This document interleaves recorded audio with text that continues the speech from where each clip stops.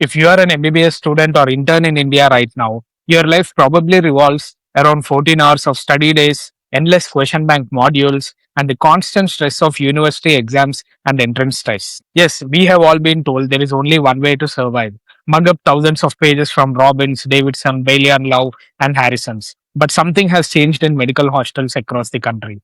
A few smart medical students have stopped using AI like a search engine and started building their own private AI examiner, one that only knows their syllabus, asks them questions like a professor, and tells them exactly why their answer is wrong. So, in this video, I'll show you the exact setup step by step, completely free, and I'll show you the one mistake that makes most students give up on AI for studying. So, let's be honest about the reality of the Indian medical education. There is too much to cover. 19 subjects. Question banks throw thousands of MCQs at you, but they only tell you the correct answer, but never tell you why your thinking was wrong. That is where marks are lost. Viva fear. Professors in the clinical postings expect you to answer immediately. Just reading quietly at home does not prepare you for that rapid fire questions on rounds. And here is a mistake most students make. You open ChatGPT, ask a plain medical question, and it gives you a confident answer that may be a foreign protocol, that may be something from abroad and not for the Indian settings. And it may not match your prescribed textbook. And sometimes maybe it completely made it up and hallucinated. You catch it once, you stop trusting it, and you drop the whole idea of using AI for medical studies. See, the solution is not a better question, it is a better setup. It is a strategy.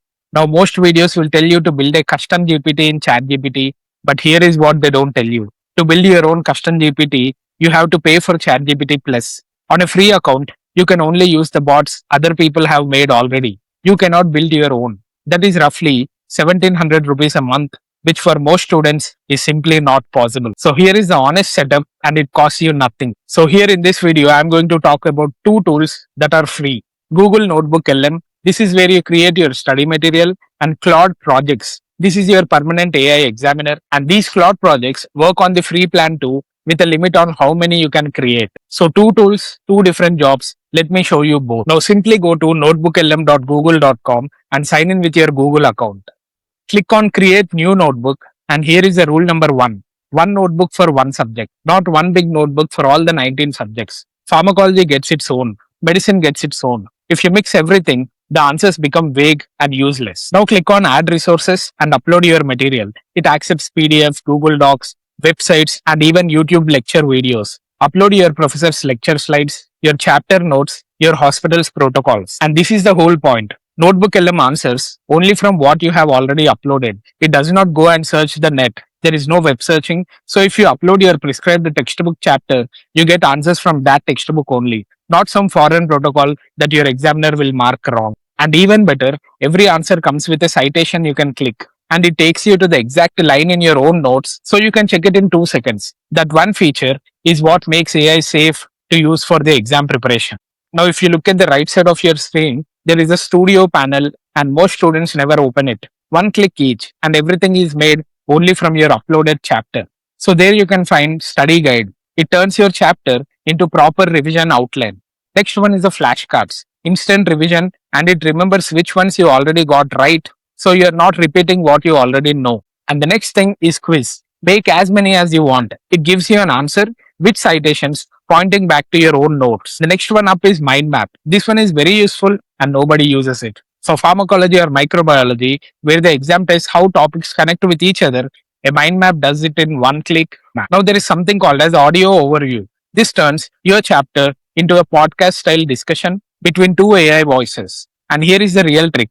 Make it for your toughest chapter and listen during travel, in the mess, in the queue, or at the gym. This is the time that normally goes waste, turned into one more revision. There is also an interactive mode where you can pause it, ask a doubt, and it answers from your notes before continuing. The free accounts get only a few of these per day, so use them on your weakest topics, not on the chapters you already know well.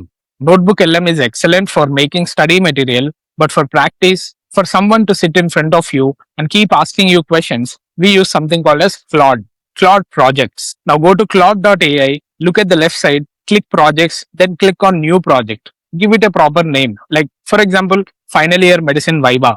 Don't just tell it study. The title also matters. Now there are two boxes that matter. Project knowledge. You have to upload your notes here. Same rule. one subject per project. And the second one is project instructions. And this is what turns a normal chatbot into an examiner. Whatever you write here applies automatically to every chat inside that project. You write it once and you never have to explain in every new chat that you open in the same project. So here is what to paste in. Say that you are a strict senior professor examining a final year MBBS student in an Indian medical college. Rules for every response. Answer only from the uploaded notes. If something is not in the notes, say not covered in your material instead of guessing. Never make up drug doses, references, or guideline names. Use standard Indian teaching terms and units. And when I answer, check my clinical reasoning, not just my final answer. Tell me my mistakes directly. Do not be soft or encouraging. Point out anything where guidelines are debated or recently changed. Read that fourth rule again. Check my reasoning, not just my final answer. That one line is the difference between a quiz app and an actual teacher. Now, inside that same project, you need to give 3 prompts, and these are the ones I would actually use. Prompt number 1, clinical case MCQs. Act as a university examiner setting the final MBBS paper based only on the attached notes. Write 3 clinical case MCQs testing differential diagnosis and the immediate next step in the management. Give 4 options each, a detailed explanation of the correct answer, and explain why each of the other 3 is wrong. And the prompt 2 is for live Viva practice, the best one for the ward rounds. For example, ask me one clinical question at a time about acute pancreatitis management, based only on the provided text. Wait for my answer, check my reasoning, correct my mistakes, then ask the next question. Make the questions harder as I get the answers right. Here you need to notice one question at a time, wait for my answer. Without that line, it will give you 20 questions and 20 answers together, which teaches you nothing. And the prompt 3, finding out why you got it wrong. Nobody does this. I got this question wrong. Here is the question, the correct answer, and here is my thinking. Tell me exactly where my thinking went wrong, which concept I have confused, and give me 2 more questions that test that same weak area. So this is the one I would recommend the most. Your question bank tells you the correct answer. This tells you why your thinking went in the wrong direction and then gives you more questions on that exact weak area. That is the difference between solving 5,000 MCQs and actually improving with every MCQ. Now let me tell you 4 quick points that will save you weeks. 1. AI can make the material, but it cannot make you remember it. Remembering still comes from revising again and again. You can use NotebookLM to create the flashcards, then actually revise them regularly. The tool does not replace the hard work that you have to do. Number 2, explain it back to the AI. Instead of asking it to explain, do the opposite. For example, let's say I will explain the pathophysiology of diabetic ketoacidosis to you. Check my explanation and tell me what I missed. Explaining out loud shows you the gaps that simply reading again will never show. And number 3, don't use the same chat for weeks. Very long chats become heavy and it starts forgetting what you discussed earlier. So every new topic, new chat, your project instructions apply anyway. And number 4, it is the study partner, never your final authority. For drug doses, treatment protocols, anything that involves a real patient, do check it against your standard textbook or official guidelines every single time. And now the part that really matters, because 2 mistakes here can genuinely harm your career. Never paste patient details. No real case sheets, no hospital numbers, no clinical photos, no ward registers into any public AI tool. And remember, a photo of an X-ray may have the patient's name printed on the corner and their details hidden inside the file itself. Remove all patient details first. Also, check your college and hospital policy before uploading anything clinical. Many institutions now have clear rules on this. And about honesty in exams, using AI to test yourself is called studying, but submitting AI written text as your own assignment or thesis is cheating, and universities are actively checking for it now. So use it to learn, not to submit. So medical schools does not have to be an endless cycle of burnout and mugging up. Here is what you have to do this week. Don't do everything at once. Pick your single toughest chapter, upload it to NotebookLM, make 1 quiz and 1 audio review. This is just 15 minutes of setup and you'll feel the difference immediately. Do drop a comment if you have any doubts on this. I'll definitely make a video on that. And do subscribe for more on AI in medicine and AI in healthcare. This is the complete playlist I am building on my YouTube. Do check out the other videos in the same playlist in this channel and do subscribe before you leave. Thank you. I'll see you in the next video.